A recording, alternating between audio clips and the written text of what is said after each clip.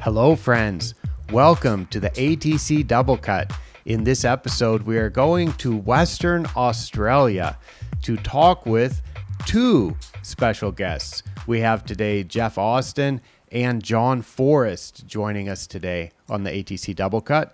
And we're going to talk about one of my favorite topics, layers in the root zone. Welcome to the show, John and Jeff. Thank you. Good morning. This is something we talked about last autumn. I'd written a blog post that mentions something that I'd seen in Australia, and with the way that turf grass is managed in Australia, I think it's typical for some small layers to develop. I've seen some much bigger layers too, and I thought, this is something that hasn't been researched a lot. It's something that you have to see through experience whether it's going to be a problem or not. And I thought you guys would have had a lot of experience and seen a lot of these things, and I wanted to have your perspective on it. So let's jump right in to this blog post. Well, actually, let's do a little bit of introduction of you guys for people who don't know you. John, you are a well-known consultant in Western Australia. Yes, so it's probably my age, Micah. So if you're around long enough, you get well known, I guess. So tell us a little bit about, for those who aren't from Australia, tell us a little bit about your background. You've been an instructor, sales, consulting. Yep. So my background is leaving school, apprentice golf course greenkeeper in New Zealand, moved to Australia, to Sydney in early 80s, worked at North Sydney Oval, then moved up to the Northern Territory, helped build Darwin Golf Course. That was in the early 80s, of course, and then came down to Western Australia and worked at Collier Park Golf Course when I first got here, and then somehow I morphed into the education side of it and worked with two very well-known trainers here, Lynn Hamilton and Jim Clements, and I worked with them for quite a few years, and then as they dropped out of the TAFE system, I moved in and took over the sports turf department, or the turf department at TAFE, and I did that for close to 25 years. And while I was there, I did some consultancy as well, and got a qualification at Sydney University with Dr. Martin, and then progressed into working for myself. And to this day, I still I do a bit of work with Living Turf, and that's basically what I do over many years now. Yeah. In those 25 years as an educator, did you keep track of how many turf managers you helped to train? No, but it gets a bit uncomfortable after all these years when I go out and somebody comes up to me and says, "Johnny Forrest," and I look at them blankly and cannot remember them. So, but no, it's been a fantastic journey. I mean, a lot of the relationships that I have of what I training people at TAFE, apprentices, it's really been quite rewarding, and I've put on some pretty good staff there. Jeff was one of the guys that I roped in and got into the system. So, it's been a fantastic journey, and I'm pretty thankful for it. Well, thank you for giving us that background, and I'm looking forward to hearing from someone with your experience from New Zealand to Darwin, which is full tropical. Do you remember what the latitude of Darwin is? I can't remember, but I remember that if it didn't bite you, it was sick. So there was probably the conditions up there was probably the biggest learning curve that I've ever had. I remember spraying for armyworm one night. I went in and sprayed at night, and the next morning I could have shoveled them off the green.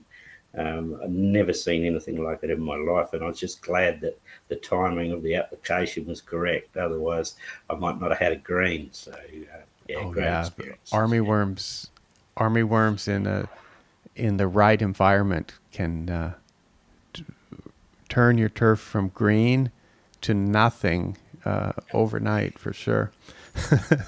All right, Jeff, you were taught by John, and then you went to be a golf course superintendent yourself, didn't you? No, actually. So Jim Clements and Lynn Hamilton were my lecturers who John worked with, and so I started my apprenticeship in 1986, and got a job at Royal Perth Golf Course as an apprentice, and from there I did a little bit of travelling overseas, worked in Israel in horticulture, which I really enjoyed, and came back to Perth, and then I managed to land a job as a assistant construction supervisor at El Cavallo Golf Course, which is sort of 60 kilometres east of Perth up in the hills. And that golf course basically washed away with some heavy rains, and I eventually found myself sort of in charge, and with the help of contractors and people with experience, managed to finish an 18-hole golf course up there. From there, I was lucky enough to win the Claude Crockford Environmental Award with some of the sustainable initiatives that we put in place. Then moved to Bullsbrook Golf Course. There was a bit of a mining boom here in the sort of late 90s and early 2000s, and I sort of was looking. I couldn't get anyone working for me, and I reached out to John, and John said, "Hey, why don't you come and work for me?" So I worked with John and Wayne Miller, who is an ex-Lake Karrinyup superintendent, a wealth of knowledge, and so I was lucky. Really, it was my second apprenticeship working with these guys, and I'm still doing that now. And now you're an instructor, and you've been doing that for how many years now? 19 years this year. Wow, that's. Yep. Do you keep track of how many people you have had a role in instructing over the years? Well, a little bit like John. So, I bumped into a couple of ex-apprentices from the late 2000s during the week, and you kind of can see their face, but you knew them as kids, and now they're adults. And I do find it tough. Yeah, I do find it tough, but you can still see them in there. So, and that great memories, John, as you know, that's what it's about. So, it's incredible. All right, thank you. So, let's jump into this blog post. The post has a title, "Layers in the Root Zone," and I'm going to put a direct link to this in the show notes, so you will be able to click through and see these amazing layers. And this is something that I've told people, because these in America we're taught that layers are really bad. And I'm not saying that they're desirable. I don't mean to say that we should seek out or try to establish layers in the root zone. But there's a bit of a disconnect between what I learned and what seems to be the way that Americans tend to think about layers, and what I've actually seen around the world. Because as I go and see turf, I often am surprised. The turf will be good, and it's surprising that there's layers underneath it. And then sometimes when there's bad turf, there's not layers underneath it. So what I say sometimes, which is the opposite of what you might expect, is I've seen more good turf with layers. I've seen more good turf growing in a soil with layers in it than I've seen bad turf where the problem was caused by a layer. So I'm not saying layers are good. I'm not saying some layers aren't bad, but I've been surprised sometimes at the shocking layers that can be underneath good turf. So this post is one I wrote last year. The initial picture here is a zoysia putting green. It's a sand-based root zone, and there was a sod layer because it was a soil-based sod. So that sod was laid when that zoysia green was sodded, and then the grass is just perfectly fine above it. And there are a few holes punched through that layer, and that allows the water and roots to move through, and there is no issue. Have you guys in your storied careers must have seen layers of that type, haven't you? Yes, I have. And has it always been a problem, or have you sometimes been surprised at, or maybe not surprised, but have you seen both good and bad turf when there's a layer like that? Both. John, you go. Yeah. I'm a bit like you, Michael. I'm really surprised sometimes when you pull a plug out and you have a look, and there's a very defined layers there, but the root system's coming out of the bottom of the sampler, which is quite incredible.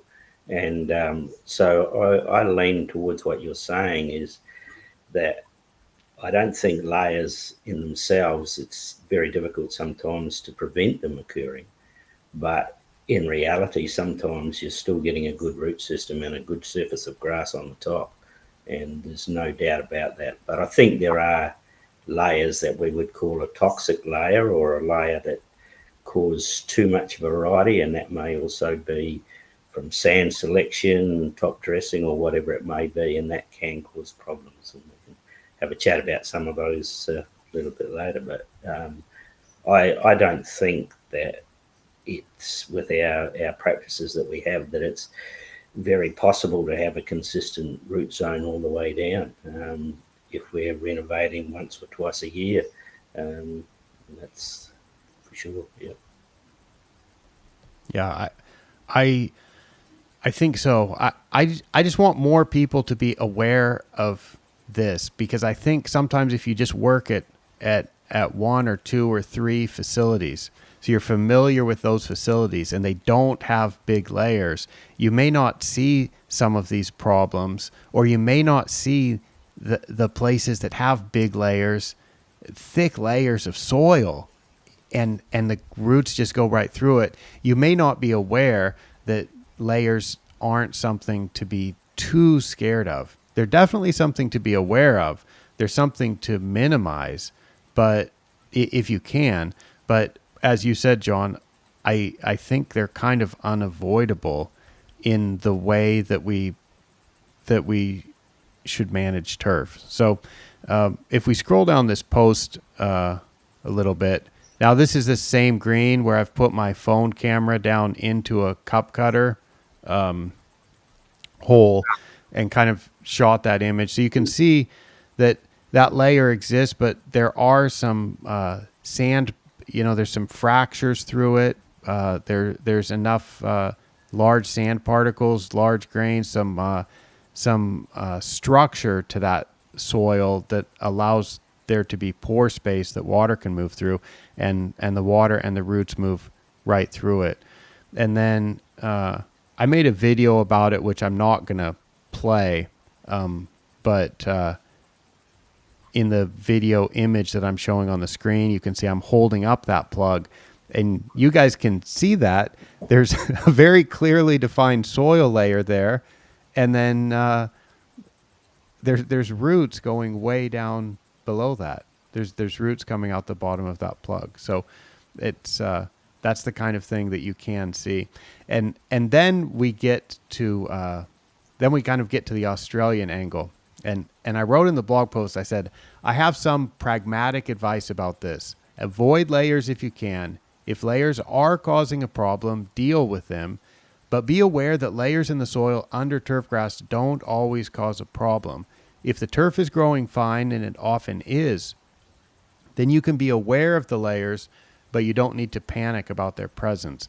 And then I showed a picture from a golf course in Sydney, and I visited there in 2011 as the course was undergoing a reconstruction of the greens, and we were looking at a 70-year-old profile, and as that 70-year-old profile was exposed, you can see all kinds of layers. And a lot of those layers are because of the way that turf is typically managed in Australia with a annual renovation, which is a term that is common in Australia. The first time I heard it as an American golf course superintendent, I think renovation generally would be thought of as dig the entire green up, replace the soil, and replant new grass. So renovation would be thought of as completely redo it. The Australian term renovation, Jeff, could you tell me what renovation means? If you'd say annual renovation in Australia, what does that term mean? Yeah, well, if you're talking about like a golf green, for example, then I'd be sort of saying, like a major disruption of the playing surface. So like it'd be like a holotine core. You might be removing or grooming some of the grass or the leaf matter. Depending if it's a warm season grass, you might be doing more of a scarify and taking it right back to the stems, and then you'd be putting a layer of sand on top to fill in those holes, try and remove that matte layer or thatch layer. And I know, John, we've sort of had discussions about matte and thatch layer in the past. What is a matte and what is a thatch layer, depending on the type of grass you've got, and just trying to create those preferential pathways where those roots can go unhindered through that matte layer, into the soil below. And is this common in, let's say, in the Perth area on bent grass greens? Would that be common once a year, twice a year? Well, a lot of it now is down to, commitment with play on golf courses. That's one of the big issues we have in Perth, because golf courses generally just don't close. They're open, all year round. I think there's a few courses around now that might close for a whole week, but that's pretty rare, so the pressure on superintendents is fairly great. So the supers probably don't renovate to the desirable levels that they want. They're under pressure from the club itself to get that green back into play. So they may do maybe 2 light renovations a year, like mini tining or ninja tining, which, again, doesn't probably solve the problems that they want. But I know the courses that do get to be able to close that course for a week can do a major renovation on their golf greens. There's some warm season greens in your area, aren't there? Or is it only cool season? John? There are some very few warm season greens. So we have some paspalum distichum or saltine or velveteen. That's been dabbled with. Some of the clubs have them.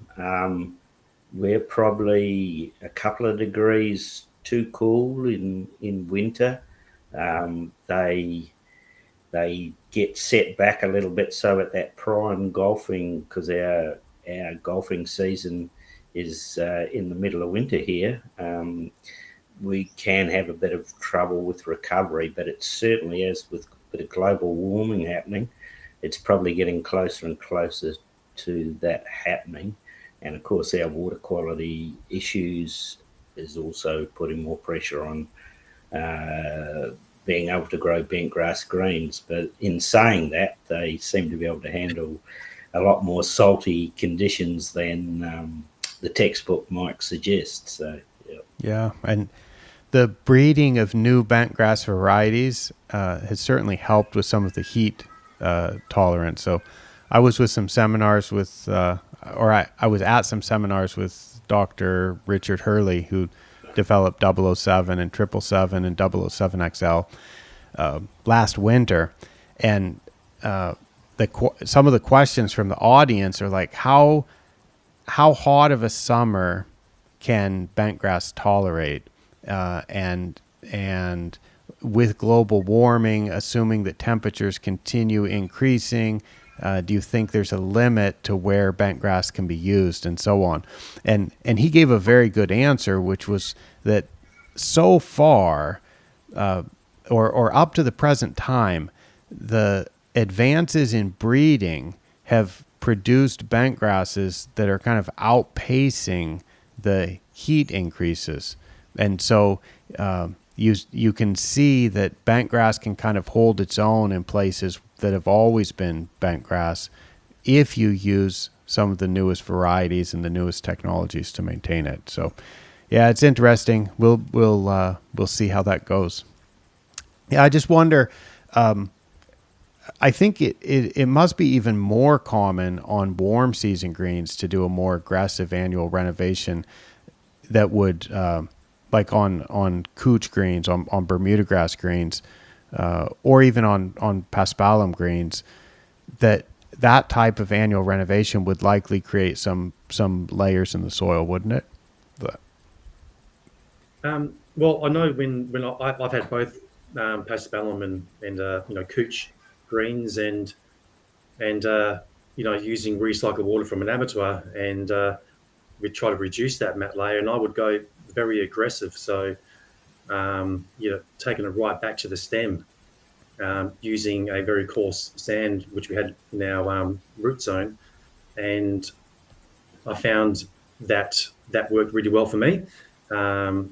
Only because I didn't want a considerable amount of organic material there, because it would hold on to the salts from the poor water supply that I was having. So that's what I found. What I did. John, have you had much experience with what we've seen around with other warm season grasses guys are using? Yeah, I mean, there's no doubt that you can go pretty hard on them, because if you do it in the warm time of the year, in the summer season or close to it, the recovery is pretty quick. But I sort of agree that because you've got such rhizome and stolon growth, the layering is probably a little bit more pronounced at times. So care needs to be with managing that. If you can get on it regularly, that's fine. And I guess it's like we all talk about, is that those minor renovations become more important to little and often, so that you're not creating too much of a disturbance to impact the golfers. Yeah. I see this type of layer develop when you do an annual renovation, and then let's say you don't top dress for 6 months and you just grow the grass, and then you do a renovation, or maybe 9 months or 12 months, and then once a year you do a renovation, you'll get this very thin organic layer, and then you get a layer of sand, and then you get another thin layer of organic. Is this something that in Australia in the modern era, are people concerned about that type of layering? I think people are concerned about it, Micah, but as we've just said, depending on what's creating those layers and how thick those layers are. But I think that if we could, in reality, dust regularly, a small amount regularly, whether it be weekly, fortnightly, we know that in the ideal world would be what we'd be chasing. But it is the true problem with that is here in winter is that keeping your sand dry, and then the surface that you're putting it onto would be better if you could probably do it in the afternoon when it was dry, and that of course is your peak golf time, so that creates issues in itself. So the requirement to the actual what we're allowed to do or what we can do sometimes almost contradicts itself. So I think if we could dust and we have covers on our sand bays and we could get out there at the right time of the day, that would be the perfect world, but it doesn't seem to happen. And it's like mowing your greens in the morning when they're wet, and just, it's almost like a cricket wicket, bringing those fines up to the surface. When you're mowing it, you're sort of working against yourself as well, but that's what needs to be done to have greens mowed for the golf that day. So it's those layers are certainly that's where a lot of them come from, is that fine particles floating in the water as that little bit of saturation on the top of the surface as you're mowing it brings those fines up, and there's no doubt that's a bit of an issue, and that works towards those layers. But if the layers don't cause a problem to the surface performance, and if they don't cause a problem to the turf grass, then we'd be worrying about something that is not necessary to worry about. That's kind of what I'm thinking, because I see so many people that are concerned about these type of layers, and I know that by showing this kind of picture in a presentation or sharing it on social media or putting it on my website, and people are just like, oh my goodness, that's terrible, that's awful. But the turf is great. The turf is great. There's no problems. Water moves through everything. And then so the problem with that, the problem with that type of response, I think, of being so scared of layers, of being more scared of layers than we should be, is that we might take disruptive actions in an attempt to prevent layers, and we'd be taking disruptive actions that are unnecessary. And that's where I think we should tolerate layers that are not problematic, because I don't want, like, if I'm playing golf, I prefer to putt on grass with no sand. And I always use the example of tournaments.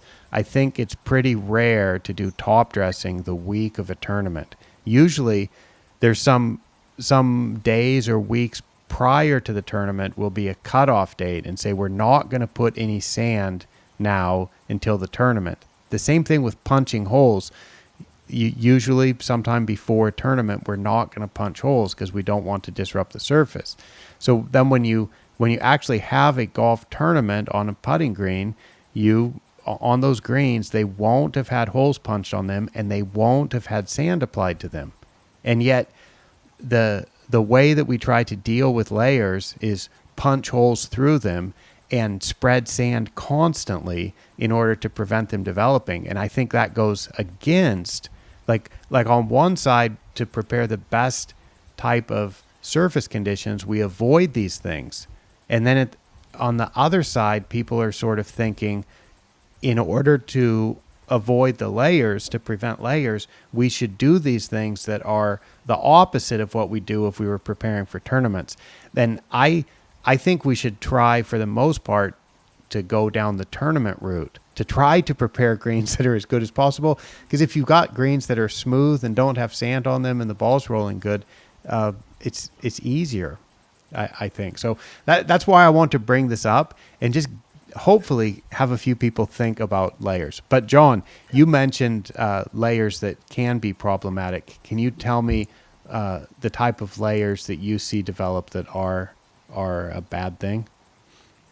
We've had some discussions over many years here with the use of iron on our greens, and I'm not against iron on your greens, but there's no doubt that on occasion, when we use too high rates, that we actually get the iron coming through the profile, through that little bit of organic matter at the top, and then as it comes down to the sand layer, it gets oxidized and it actually drops out, and so it goes from ferrous to ferric and it becomes a solid layer, and that impedes the moisture, and then we get those squelchy greens.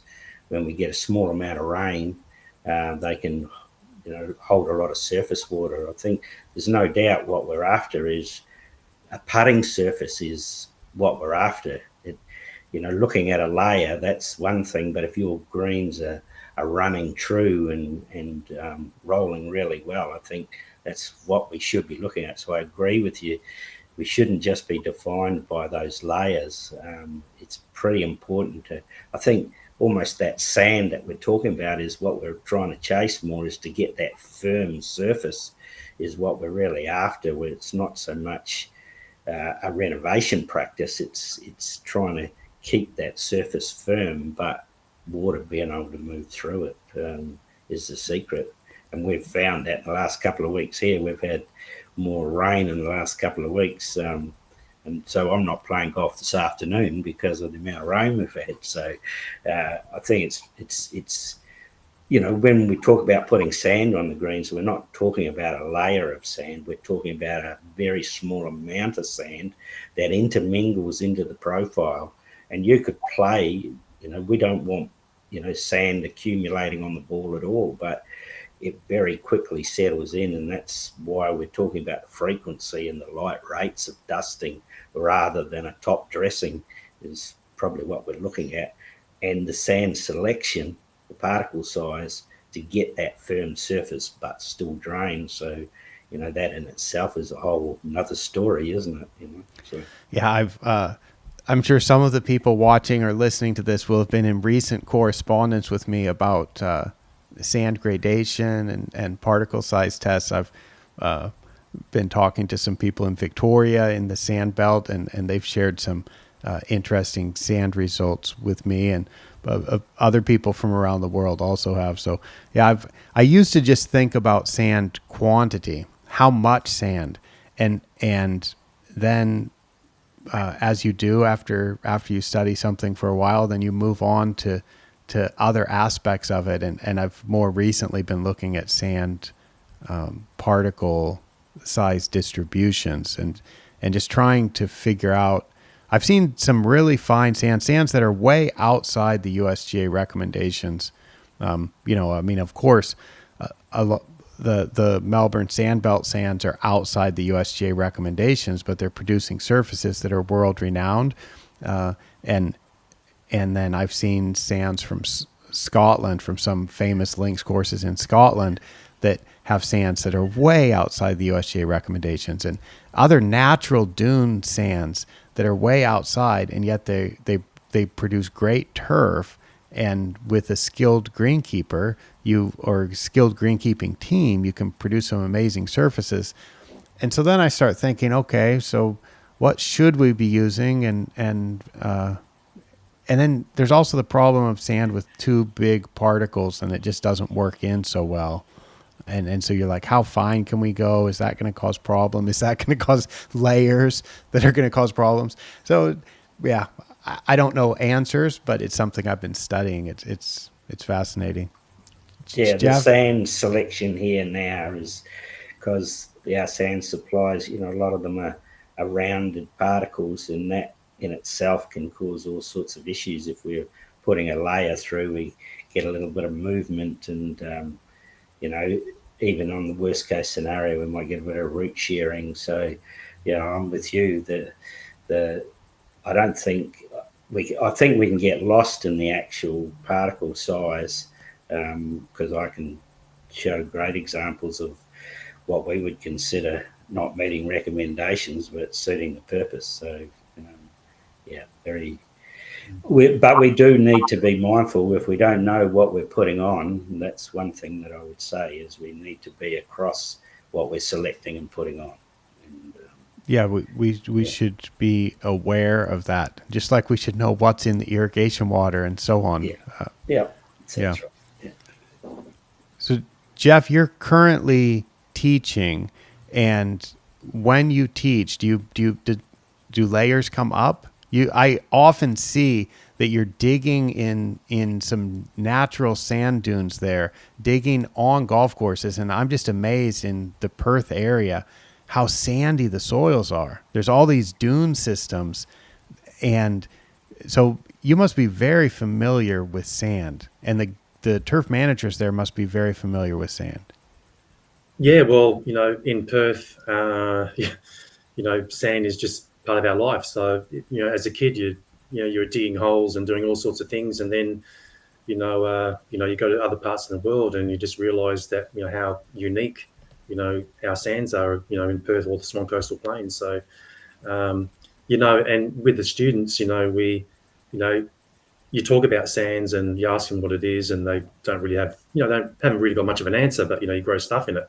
But, when you get them out to the individual dunes and you look at the colour and you get them to feel the sand and, whether it's coarse or angular, rounded, the colour of it and, how does it feel? And then they start understanding that. And then you start talking about the pH and the salts, and they get a basic understanding of the chemistry of it, and then how the grass grows in those dunes, and then what's available and what may not be available, and why do we apply iron and manganese perhaps like along the coast to get that deep dark green color, where you don't need it so much inland, but we still apply it. But and then those mat layers and those organic layers, and we've just done soils for 2 weeks, and we've been to multiple dune systems, in Perth, and John, like the old Mangton golf course site, is a great one.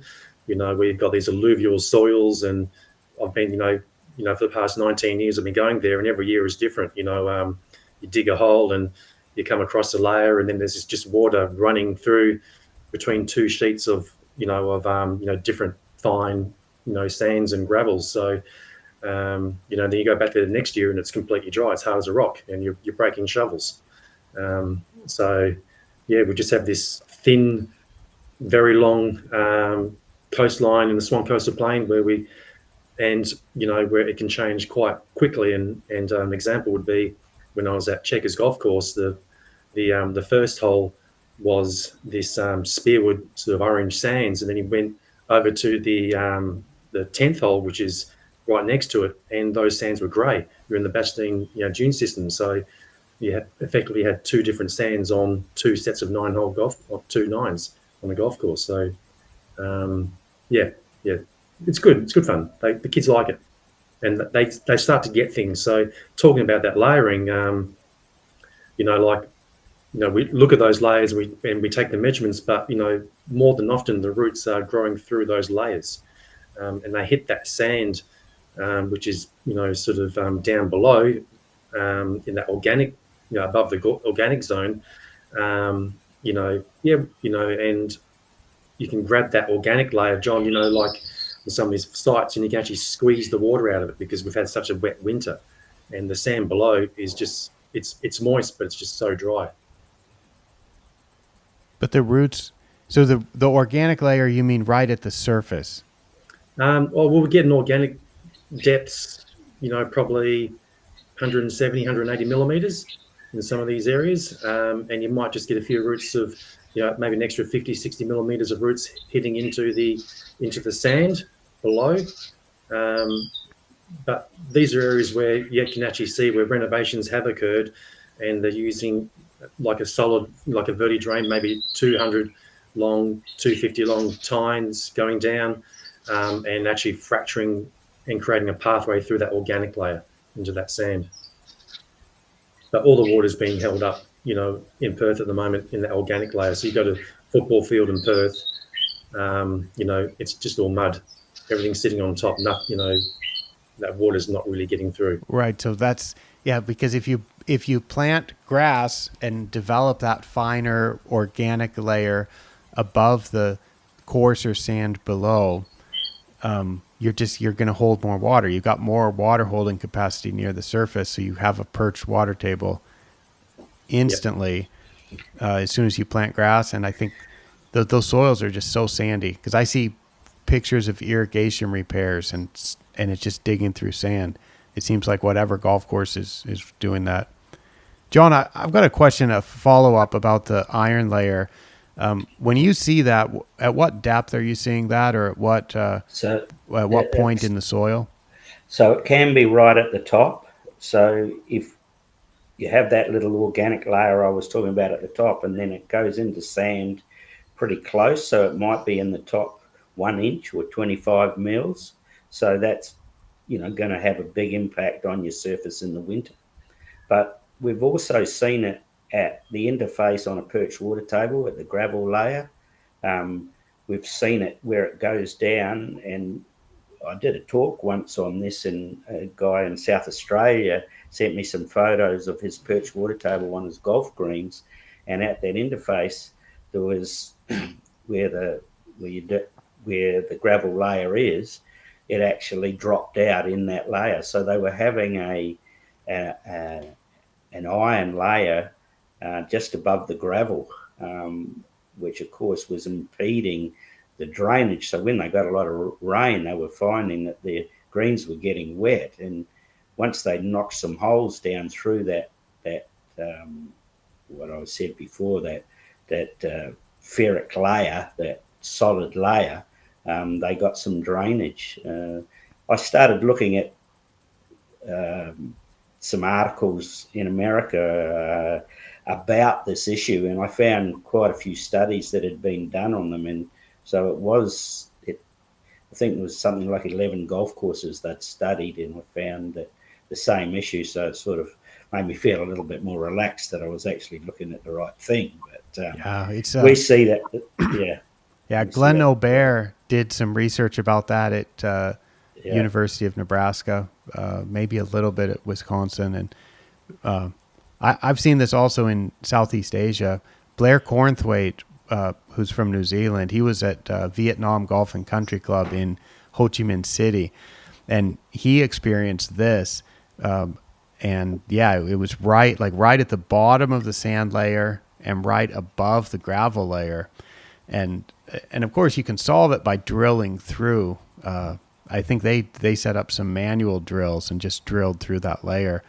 But yeah, it's a iron issue. So yeah, that's the kind of layer that does cause turf problems, because it turns the green into something that does not drain, and it just holds water. Well, I think we covered layers pretty good. I want to switch topics and close talking a little bit about the Australian education system for turfgrass managers, and what the kind of what that looks like. Because my background from America is generally, well, I mean, I got a Bachelor of Science degree in horticulture with the emphasis in turfgrass management. So I went to university and studied turfgrass. But in Australia, it's more of an apprenticeship program, or people talk about getting their qualification. Can you just tell me what that looks like and kind of how that's structured today? Maybe let's start with you, Jeff, and tell us how it is, and then John can give some elaboration. Yeah, so basically it's a 4-year apprenticeship. We have a national qualification, and so all the units that we do in WA, for example, would be exactly the same as what other colleges or TAFEs would do over east.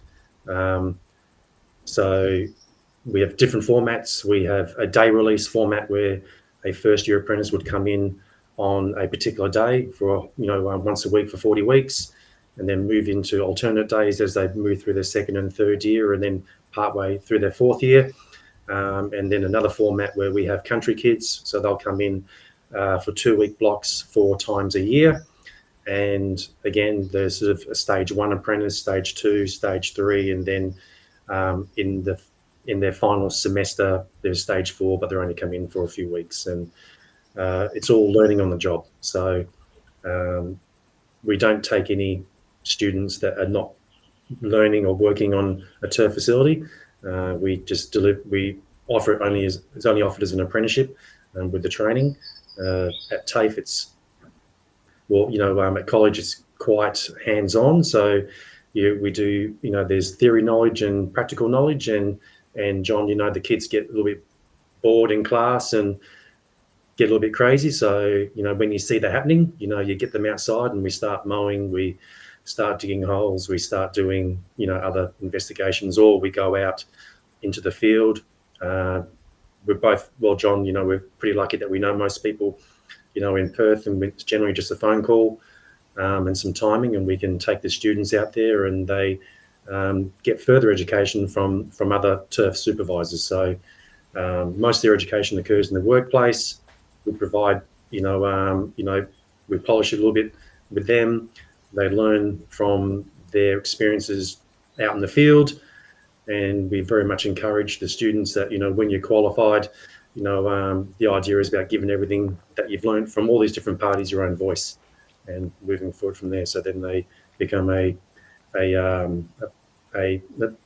qualified greenkeeper with a trade certificate.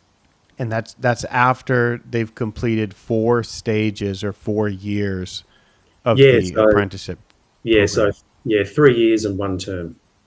Okay. So it's 4 years on the job. Okay. And that's generally so you're working full time or almost full time at a turf facility, which could be a park, it could be a cricket oval, it could be a sports facility, a horse racing track, a golf Yep. course, Private schools. lawn bowls, anything. Yep, that's right. And and then you either do 1 day a week of training at an educational facility, or you are on what you call the country work release program. And then you come in for 2 weeks, 4 times a year. Yep, that's right. And we also offer night school. So there's a lot of guys out there, and girls who have plenty of experience working, in that field. But obviously, they have other commitments, so they will come in at night and do 1 night a week for a 3.5 year period, and they'll get that same qualification, but it'll be a Certificate 3 in sports turf, not a trade certificate. John, do you know how the funding for this works? Is this something that the apprentices pay for, or does their employer pay for it, or is it a government and employer partnership? It's a government and employer partnership, so you get subsidised to put on an apprentice. Some of the courses in different areas are free. I don't think the turf management's free yet, is it, Jeffrey? No. So, I have a bit to do, as you know, with Hartfield Country Club. So we have apprentices that go to TAFE through there, and we get funding from the government, which makes it a great idea to do. And I think the beautiful part about training is that you get these young people that come in at a very young age, not sure where they're going in the world, as we're all the same, and then they start meeting these other people like-minded in the same industry, and it's a great thing to see it grow. And a lot of the people running places here in Western Australia have gone through that system, and so they learn as they go, and then it gets developed further even once they've left the system. So it's something that we try and do. Obviously, if you've got 2 apprentices, you don't want them both in the same year because you lose them on the same day. But it is a good system, and if what really has to happen is the place who has the apprentice on needs to be empowered, so they really get engrossed or involved in their apprentice and train them as they go. And Jeffrey will know which facilities though that do that, because it shows up when they turn up at TAFE. So it's a combined thing. It's the theory that they learn at TAFE. Yes, they do a bit of practical, but there's a lot of theory there. And then those other skills, you can only perfect those by doing it on the job. We've discussed layering and top dressing and all of those things. Well, we're talking about a dusting. Well, what's a dusting? Mm-hmm. We can give you a measurement, but you need your eyeball. You need to be able to go out there and have a look. And as long as I've been in this industry, I did my apprenticeship in 1975 and started at Balmacewen Golf Course in New Zealand. And it hasn't changed. It's still about looking, seeing, and the best turf managers that I've ever come across know on a daily basis what's going on their golf course by looking, and I don't think that changes, and that's something they learn in the TAFE system that we have. It's fantastic. Well, yeah, that's something that's hard to teach. I think the if you call it a green thumb or whatever, that somebody that has that particular skill of being good at growing plants, or in our case, good at producing a particular type of turf surface. That's something that we can try to teach, but that's the art of greenkeeping, really. Those are the people that I like to learn from, and I say, I want to spend a day with you, or I'll go visit the golf course and just we only have 30 minutes, and then I wish that I could spend a day just absorbing, learning, asking questions, because those are the people that's the kind of stuff that's not in textbooks. You don't learn in the theory. I remember, Michael, this is quite a few years ago, I did a talk on dusting for the local association down at Margaret River. And I went and saw Idris Evans, who's at WA Golf Course, a well-renowned person. And we took samples out of every single green. And I took photos of every green and the layers that we were just talking about. Mm-hmm. And then somehow I got them mixed up. And I thought, oh my gosh, how am I going to do this talk? I've got all of these profiles mixed up. I went and saw Idris, and he did it quick as he could name every single green, every photo. He didn't hesitate and told me exactly what they were. So that to me is somebody who's a good superintendent or a good turf manager, is he knows what he's looking at because he looks. Well, Idris is also an excellent photographer, and he shares the pictures of that beautiful facility and the turf there. And it's like, wow, that's a pretty golf course. He's keeping that in good condition. And I always see he's always like out there working on a Sunday afternoon or Sunday evening to get started on the Monday work. You're just like, man, you're doing pretty good. That's the trick to it. Yeah. So, Jeff, you mentioned you get a trade certificate, and so I kind of think this is like a trade type education, and yet we also might think that this is a profession because you require continuing education. People that are successful in this business will go to conferences and get additional education year after year. And it's interesting to me. On my Turf Without Borders podcast, one of the standard questions I ask people, is it a trade or a profession?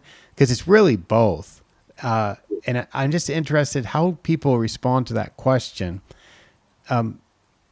Because my experience in America, the education is so different. We don't have a trade-based education. It's more like a profession-based education. But there are the USGA is starting a GAP, Greenkeeper Apprenticeship Program, that they're running out of Pinehurst at, I think, Sandhills Community College. They're doing, they've just started that up at Horry Georgetown Technical College in South Carolina. So they're trying to get going with a bit of a apprenticeship program, but it's not really the American education way for greenkeepers. So we also see in Australia that you have more highly trained staff. It seems like that on a golf course greenkeeping crew, you might have 8 people, but they all perhaps have a trade certificate or something. They've all been trained.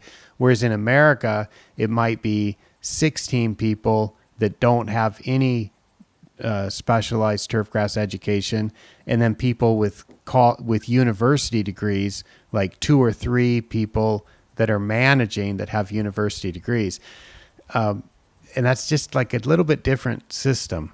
And I don't know that in the future that I don't think there's ever going to be like a global standard, but we should take the strong points of each and try to make use of them. But is that, am I correct in my assessment of is that how you kind of see the American education system? And have I described kind of how the Australian system would tend to produce maybe a smaller working crew, but a more highly trained one on average? Well, look, I do know when you speak to Mike O'Keefe, he with our IHO program, and he loves having Aussie kids going over because they're basically work ready. They really good practical hands-on skills. Yes, they have to go from metric. They got metric conversions. Then they have to go to to the systems that you guys use over in the States, but they pick it up pretty quickly. So I guess from my perspective, because I only deal really with young people, we sort of call it a trade. But then when you start moving into management positions, your apprenticeship almost starts again, and then you probably look at it more as a profession, as you move up those ranks. So when somebody finishes with their trade certificate after the 4 years of they're working full time, but they're going to the education once a week. And they do that for 4 years and they get the trade certificate. They're not instantly thinking like, okay, now I'm ready for a 2IC position, or now I'm going to start applying for head superintendent positions. They're still going to be working on the crew generally. Is that right? Yeah, and within turf facilities, there's pathways. So you become a senior greenkeeper, you might become an irrigation tech or a spray tech. It's about I think after 4 years of doing your training and becoming qualified, that's the stepping stone to move further in the industry. And I know talking to one of the Hartfield employees, he was saying that being qualified just helps, gives him pride in what he's doing, and knowing that he can go further in the industry if he chooses to. You've got a challenging climate there in Perth, so I think being qualified and getting the practical experience, learning from a good mentor, and learning the theory also, and getting a good education is very important, because I can imagine if you took a newcomer, let's say you just took somebody who'd never been to Western Australia before, and just said, okay, now you're going to be in charge of managing this turf. The weather extremes that you deal with could be such that you might lose grass more than somebody that's well trained from that area, right? I don't know if you talk to someone like Wayne Miller, John. I think Wayne, who came from Queensland, definitely, slotted into the West Australian climate pretty well, didn't he? Yeah, you're talking about someone who's pretty elite, and I think I sort of agree with Micah, though. We've seen people even shift from the coast to inland here, and the change you're getting hit by the sea breeze on the coast, and then the easterly once you get inland, it can be quite radical. So your moisture management and understanding what's going on is pretty important. Yes, you could lose some grass if you're not on top of it. That's for sure. Yeah, I see. I see the temperatures down there sometimes, and again, it's primarily a cool season grass, putting greens, and then primarily warm season grass on the tees, fairways, and roughs. Is that correct? Yeah, Yep. that's right. Okay, so and then the temperatures are like 44 degrees Celsius for a high, or 45 degrees Celsius for a high, which is considerably above 100 degrees Fahrenheit, and the low temperatures can be pretty high, and then there's these fierce hot breezes, and it's just like, man, how do you even get irrigation water out when the wind's blowing like that? And how do you deal with the heat? So yeah, it's good. I think that's such an interesting part of the world, and I'd like to thank Jeff Austen and John Forrest for joining me today and sharing your perspectives on layers and giving us some insight about the education system there. Thanks so much, guys. Yeah, no, thank you. Michael. All right, everyone. Thank you for listening and for watching to the ATC Double Cut today. And I hope you will join us again soon, where we will be back with more interesting turfgrass information. I will go ahead and sign off now for ATC from Bangkok, Thailand. I'm Michael Woods. Bye-bye.